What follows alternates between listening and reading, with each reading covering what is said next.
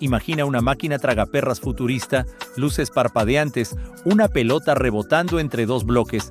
Ese fue Pong, la chispa que encendió la revolución de los videojuegos. Pero, ¿cómo pasó Atari de ser la reina indiscutible a un montón de cartuchos apilados en vertederos?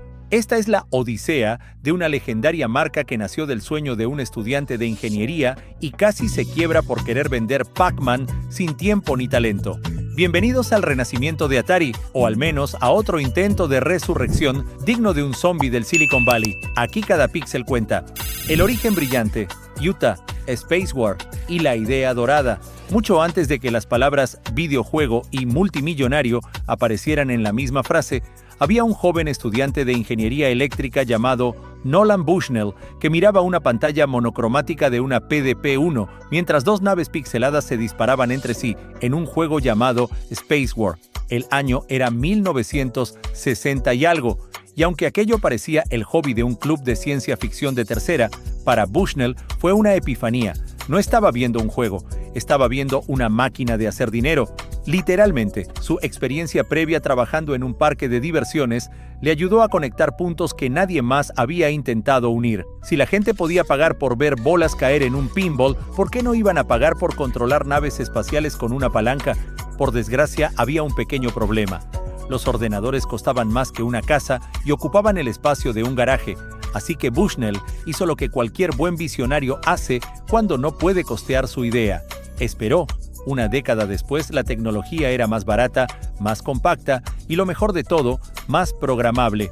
En 1972, junto a su amigo Ted Dabney, Nolan fundó Atari, nombre que tomaron prestado del juego de mesa Go, porque claro, sonar exótico en japonés siempre da un aire de sofisticación. Su primer hijo fue Computer Space, una máquina futurista, brillante y completamente incomprensible para el público promedio. La gente se quedaba mirándola como si fuera un microondas alienígena. Bonita, sí, pero ni idea de qué hacer con ella. El triunfo de la simplicidad, Pong y el ascenso fulgurante. Cuando Computer Space fracasó en conectar con los simples mortales que no sabían diferenciar un circuito de un enchufe, Bushnell decidió bajar varios escalones en complejidad. Contrató a Al Alcorn con la falsa promesa de que le estaban haciendo una prueba de iniciación y lo puso a diseñar algo muy sencillo. El resultado fue Pong. 2 paletas, una bola que rebota, sonido de tenis cavernícola, y eso fue todo. Nada de naves espaciales ni de controles imposibles. Pusieron la primera máquina en un bar de Sunnyvale, California, y a los pocos días el dueño llamó porque se había roto. El desastre que imaginaban resultó ser glorioso. El aparato se había atascado por exceso de monedas. Pong no solo era comprensible, era adictivo, social y, lo más importante para Atari, extremadamente rentable. La gente no jugaba Pong, lo vivía. En cuestión de meses, las máquinas se multiplicaban como gremlins en bares, restaurantes y cualquier rincón con una toma eléctrica y un cliente aburrido. El éxito fue tan brutal que Atari necesitó préstamos para mantener el ritmo de producción. Habían encontrado oro usando una pelota cuadrada. El choque entre fundadores y la expansión al hogar. Como toda buena historia de auge rápido, el éxito también trajo roces. Bushnell y Dabney, que hasta entonces eran socios y amigos, empezaron a discrepar sobre hacia dónde debía ir la empresa. La tensión se volvió insoportable y Dabney terminó vendiendo su participación. Bushnell quedó al mando y con la vista puesta en algo más ambicioso: invadir el hogar de cada ciudadano norteamericano. Así nació la versión doméstica de Pong, una consola que se conectaba al televisor distribuida en exclusiva por Sears. Fue otro golpe maestro, pero también abrió la caja de Pandora, los clones. Empresas sin imaginación, pero con muchas ganas de copiar, se lanzaron a fabricar réplicas de Pong. Atari, aunque estaba a la cabeza, no tenía la capacidad industrial para competir con todos. Entonces, vino el gran giro. Bushnell vendió Atari al gigante del entretenimiento Warner Communications por una suma que entonces parecía delirante, $28 millones. Desde ese punto, Atari pasó de ser un proyecto de garaje a una maquinaria corporativa de verdad, con oficinas, trajes y, por supuesto, burocracia. Jobs, Woz y Breakout, cameos inesperados. Por estos mismos pasillos de la naciente industria tecnológica de California, apareció un joven flacucho y desaliñado llamado Steve Jobs. Quería trabajar en Atari porque, palabras textuales, era el único lugar donde no me exigirían usar traje y corbata. Lo contrataron para el turno de noche, probablemente para que su aura antisocial no ahuyentara al resto del equipo. No obstante, Bushnell tenía un problema. Quería un nuevo juego llamado Breakout, algo que combinara habilidad, rebotes y bloques. Jobs, en su estilo habitual, no lo hizo él. Se lo dio a su amigo Steve Wozniak, otro genio autodidacta con más cerebro que sentido común. Wozniak, en una muestra de puro milagro informático, diseñó todo en 4 días. Jobs cobró el bono por reducir el número de chips y le dio a Woz una propina simbólica. Así comenzó no solo uno de los juegos más populares de Atari, sino también una dinámica empresarial entre los dos Steves, que más tarde replicarían en Apple para bien y para mal. Mientras tanto, Breakout reforzó a Atari como el fabricante de experiencias jugables adictivas. Por ahora, el futuro parecía brillante. El éxito de la Atari 2600 y el principio del fin. Con Warner al mando, llegó una etapa de expansión brutal.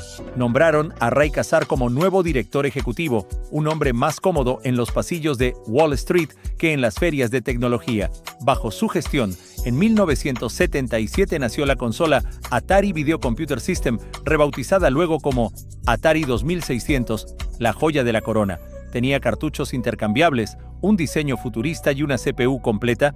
Era como tener un arcade en casa, y las ventas lo demostraron. De 1 millón en 1979 a 10 millones en 1982. Una locura. Pero la empresa, como si no pudiera evitar tropezar con su propio ego, empezó a tomar decisiones cuestionables. Reemplazaron ingenieros por expertos en marketing, se concentraron más en vender cajas que en diseñar juegos. Y lo que es peor, no reconocían ni recompensaban a los desarrolladores que hacían posible todo esto. Como consecuencia, los mejores talentos se fueron, literalmente. Fundaron Activision, la primera empresa de desarrollo independiente, dejando a Atari con los cartuchos pero sin las ideas. Saturación, quiebras y cartuchos enterrados. Lo que siguió fue un desfile de horrores corporativos. Atari se lanzó a comprar licencias de juegos famosos sin tiempo ni planificación.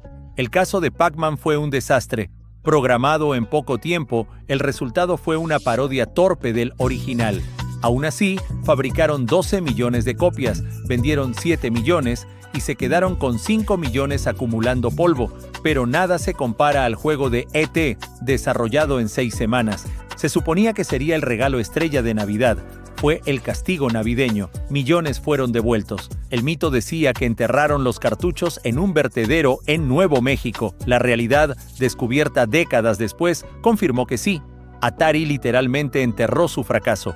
El mercado de los videojuegos colapsó en 1983 y Atari fue el símbolo más notorio de esa caída. De ser la empresa de más rápido crecimiento en la historia de los Estados Unidos, pasó a ser un naufragio financiero con $500 millones en pérdidas. Del Jaguar al hoy, ingresos, adquisiciones y planes repetidos.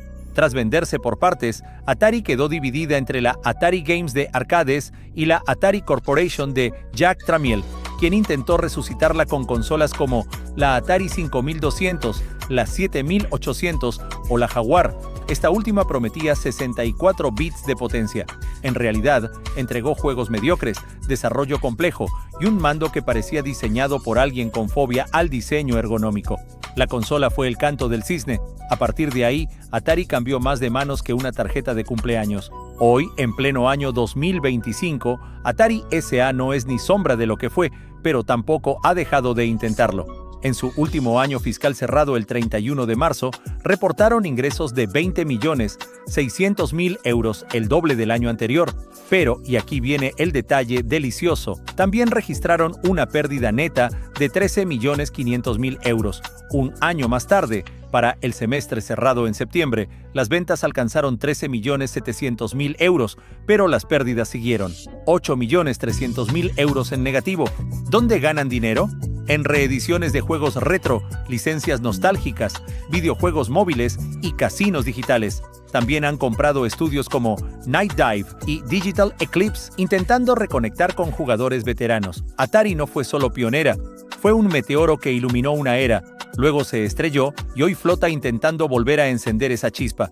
Su legado late en cada emulación retro, en cada remake goteado en tiendas digitales. Lo tragicómico no es que cayó, sino que sigue intentándolo, comprando nostalgia, confiando en que el pasado pagará el presente.